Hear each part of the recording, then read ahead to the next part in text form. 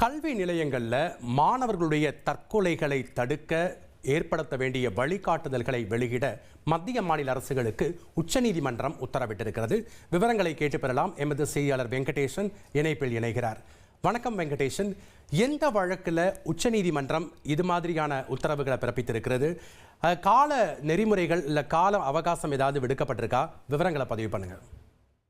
வணக்கம். விசாகப்பட்டினத்தில் நீட் தேர்வுக்கு தனியார் பயிற்சி மையத்தில் படித்து வந்த மாணவர் தூக்கிட்டு தற்கொலை செய்த விவகாரத்தில் சிபிஐ விசாரணை கோரிய தந்தையின் மேல்முறையீடு மனுவை விசாரித்து அந்த மனுவை ஏற்ற உச்சநீதிமன்ற நீதிபதிகள் விக்ரம்நாத், சந்தீப் மேத்தா ஆகியோர் அடங்கிய அமர்வு ஒரு முக்கியமான தீர்ப்பை வழங்கியுள்ளது. இதில் குறிப்பாக நாடு முழுவதும் உள்ள தனியார் மற்றும் அரசு கல்வி நிலையங்கள், பயிற்சி மையங்கள் உள்ளிட்ட அனைத்து கல்வி நிலையங்களுக்கும் இந்த வழிகாட்டு நெறிமுறைகள் பொருந்தும் என்றும் தெரிவித்துள்ளது.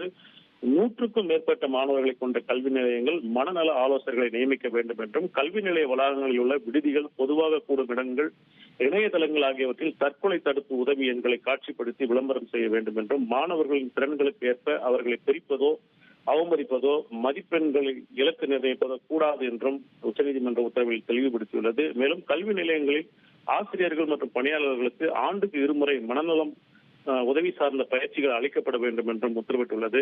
விடுதி வைத்துள்ள கல்வி நிலையங்களில் தற்கொலையை தடுக்கும் வகையில் மின் விசிறிகள் பொருத்தப்பட வேண்டும் என்றும், மொட்டை மாடி மற்றும் பால்கனி பகுதிகளுக்கு செல்லாத வகையில் தடுப்புகளை ஏற்படுத்த வேண்டும் என்றும் தெரிவித்துள்ளது.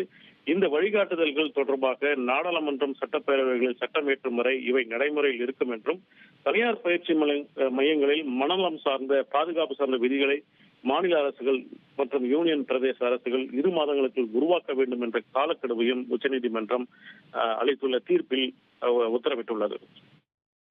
நன்றி வெங்கடேஷ், உங்களுடைய தகவல்களுக்கு. ட்ரெண்ட ஃப்ரெண்ட் ஆக்கிக்கோங்க. தந்தி டிவியின் சப்ஸ்கிரைபர்ஸ் அண்ட் ஃபாலோவர்ஸ் குடும்பத்துல நீங்களும் இணையுங்க.